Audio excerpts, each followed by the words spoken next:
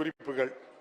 தமிழ்நாடு சட்டமன்ற பேரவை முன்னாள் உறுப்பினர்களான திரு ஆர் வடிவேல் அவர்கள் 27/11/2023 அன்றும், திரு ஏ தெய்வநாயகம் அவர்கள் 2/12/2023 அன்றும், திரு எம் தங்கவேல் அவர்கள் 17/12/2023 அன்றும், திரு துரை ராமசாமி அவர்கள் 23/12/2023 அன்றும், திரு கு க செல்வம் அவர்கள் 3/1/2024 அன்றும் மற்றும் திரு எஸ் ராஜசேகரன் அவர்கள் 31/1/2024 அன்றும் மறைவுற்ற செய்தியினை பேரவைக்கு வருத்தத்துடன் தெரிவித்துக் கொள்கிறேன். திரு ஆர் வடிவேல் அவர்கள் 2002-2006 ஆண்டுகளில் வாணியம்பாடி தொகுதியிலிருந்து தமிழ்நாடு சட்டமன்ற பேரவைக்கு தேர்ந்தெடுக்கப்பட்டு சிறப்பாக பணியாற்றினார்கள். மேலும் 2002-2003 ஆண்டுகளில் அமைச்சராகவும் திறம்பட பணியாற்றினார்கள்.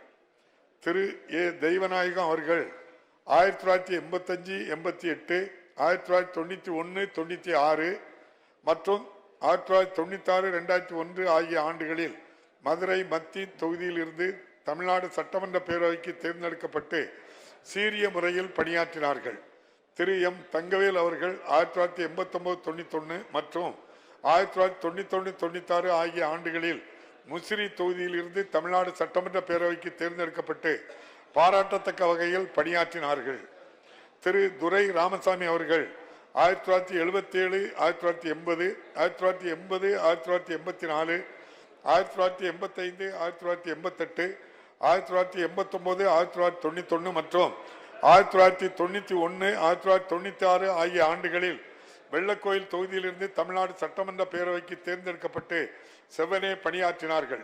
மேலும் 1993, 1996 ஆண்டுகளில் அமைச்சராகவும் நன்கு பணியாற்றினார்கள்.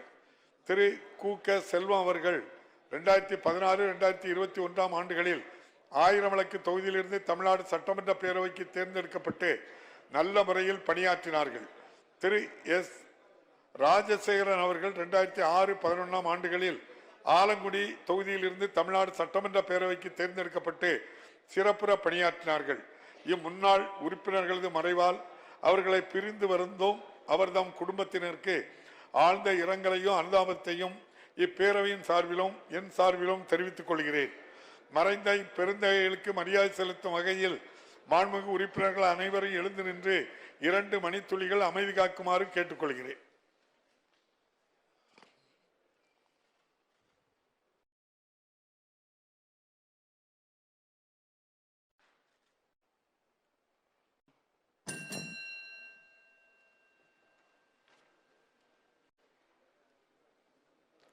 இரங்கல் தீர்மானங்கள்.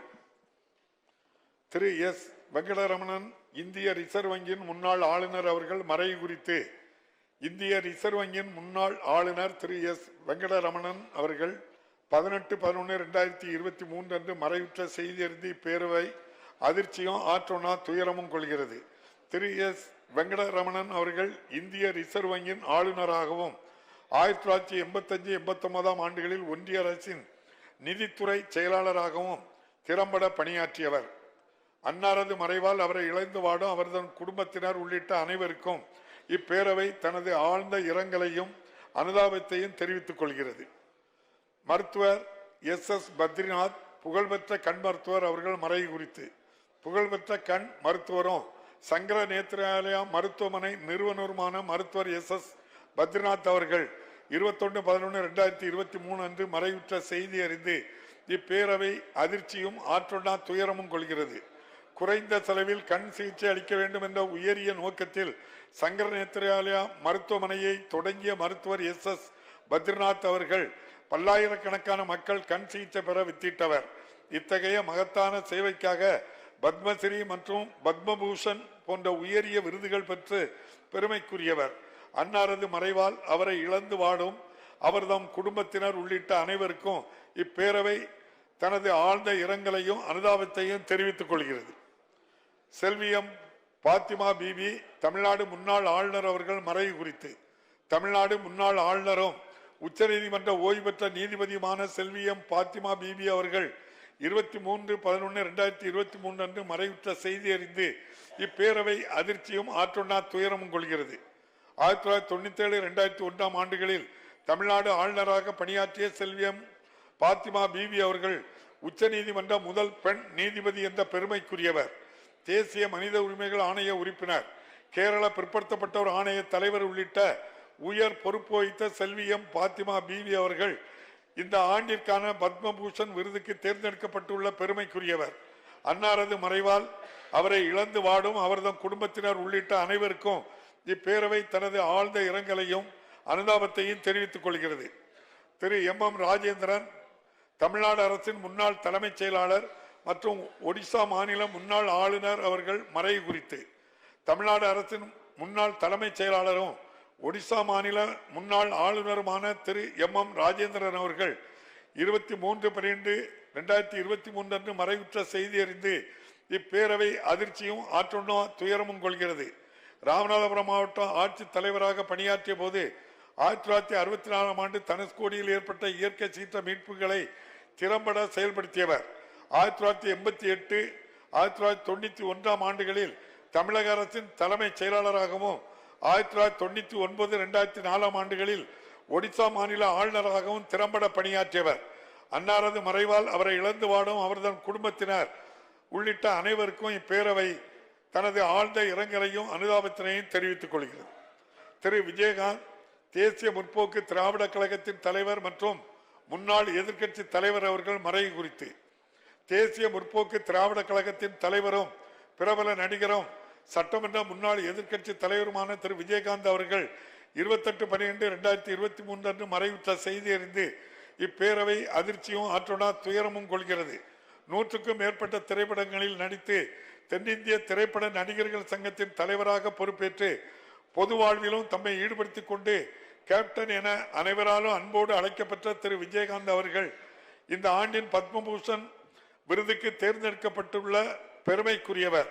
2006, 2011 ஆண்டுகளில் விருத்தாச்சலம் தொகுதியில் இருந்தும் 2011, 2016 ஆண்டுகளில் ரிஷிவந்தியம் தொகுதியில் இருந்தும் தமிழ்நாடு சட்டமன்ற பேரவைக்கு தேர்ந்தெடுக்கப்பட்டு 2011, 2016 ஆண்டுகளில் எதிர்க்கட்சி தலைவராகவும் திறம்பட பணியாற்றியவர். அன்னாரது மறைவால் அவரை இழந்து வாடும் அவரது குடும்பத்தினருக்கும் திரைத்துறையினருக்கும் தேசிய முற்போக்கு திராவிட கழகத்தை சார்ந்தவர்கள் உள்ளிட்ட அனைவருக்கும் இப்பேரவை தனது ஆழ்ந்த இரங்கலையும் அனுதாபத்தினையும் தெரிவித்துக் கொள்கிறது. இந்த இரங்கல் தீர்மானங்கள் நிறைவேற்றும் முகத்தானும் மறைந்த இப்பெருந்தைகளுக்கு மரியாதை செலுத்தும் வகையிலும் மாண்புமிகு உறுப்பினர்கள் அனைவரும் எழுந்து நின்று 2 மணித்துளிகள் அமைதி காக்குமாறு கேட்டுக்கொள்கிறேன்.